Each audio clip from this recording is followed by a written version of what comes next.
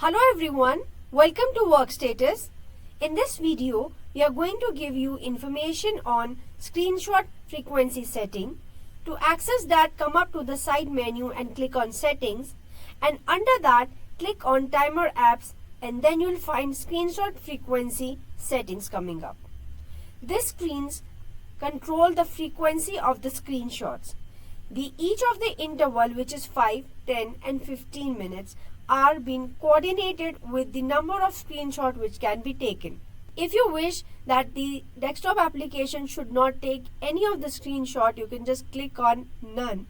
If you want the only one screenshot to be taken per interval, you can click on 1x.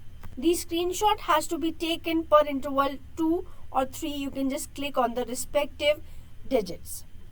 Now, just to share information here that 5 minutes interval can only be tracked with 1x screenshot. That means inside the 5-minute interval, only one screenshot can be taken.